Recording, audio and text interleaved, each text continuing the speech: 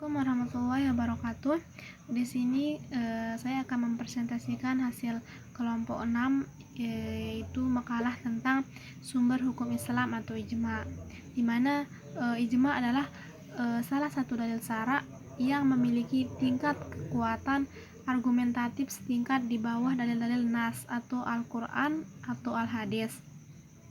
Ia merupakan dalil-dalil pertama setelah Al-Quran dan Al-Hadis yang dijadikan pedoman dalam menggali hukum-hukum syara.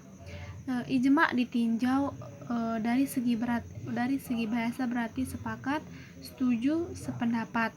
Adapun menurut istilah, ijma ialah kesepakatan seluruh ulama mujtahid dari kaum muslimah pada suatu masa sesudah wafatnya Rasulullah SAW atas suatu hukum syara. Menurut Khalaf, ijma adalah kesepakatan semua mujtahidin di antara umat Islam pada suatu masa setelah kewafatan Rasulullah SAW atas hukum syar'i mengenai suatu kejadian atau kasus. Dari beberapa pendapat mengenai definisi ijma, pada prinsipnya mereka sependapat bahwa ijma dapat terjadi dengan kesepakatan para mujtahid. Adanya permasalahan yang tidak terdapat dalam nas qoti terjadinya pada masa tertentu. Dengan demikian, ijma dipandang tidak sah jika ada yang tidak menyetujui, hanya ada seorang mujtahid, tidak ada kebulatan yang nyata dan sudah jelas terdapat dalam nas. Baik, selanjutnya penjelasan makalah kami akan dilanjutkan oleh saudari Rini Mulyawati. Ijma dapat terwujud apabila terdapat empat unsur diantaranya, yaitu yang pertama adalah ada sejumlah mujtahid ketika suatu kejadian, karena kesepakatan ijma tidak akan terjadi apabila tidak ada sejumlah mujtahid yang masing-masing telah mengemukakan pendapatnya yang sesuai atau yang memiliki suatu pandangan. Dan yang kedua adalah bila ada suatu kesepakatan para mujtahid umat Islam terhadap hukum syara tentang suatu masalah atau suatu kejadian pada waktu terjadinya, tanpa memandang negeri, kebangsaan, atau kelompok mereka. Dan yang ketiga yaitu kesepakatan semua mujtahid itu tidak dapat diwujudkan dalam suatu hukum, tidak dapat disebut dengan ijma kalau hanya menurut pendapat mayoritas.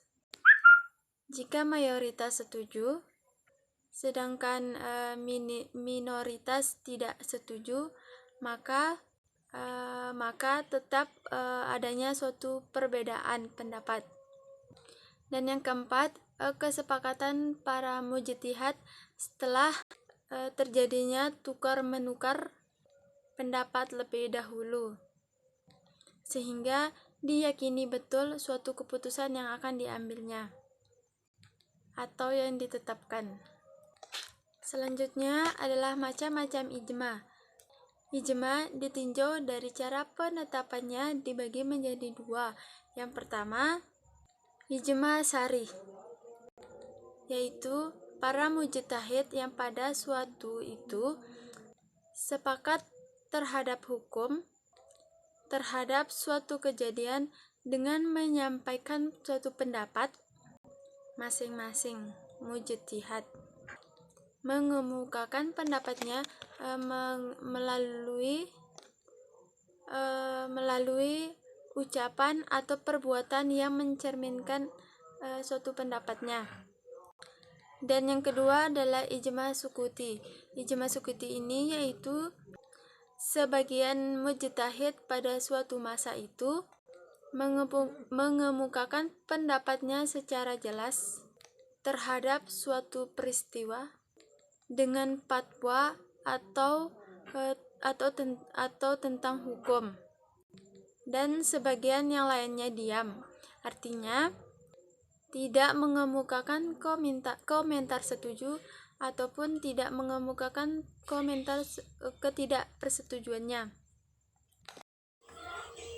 Baik, di sini jika kita membahas tentang sumber hukum ijma, pada masa itu setelah wafatnya Rasulullah SAW, para sahabat melakukan ijtihad untuk menetapkan hukum terhadap masalah-masalah yang mereka hadapi. Khalifah Umar bin Khattab misalnya selalu mengumpulkan para sahabat untuk berdiskusi dan bertukar pikiran dalam menetapkan hukum beberapa masalah yang mereka hadapi.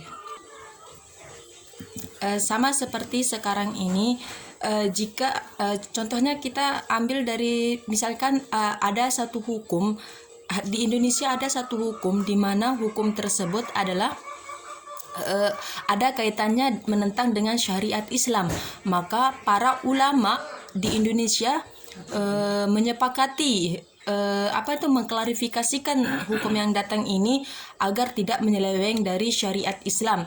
Adapun contoh ijma di Indonesia ini adalah seperti MUI atau Majelis Ulama Indonesia.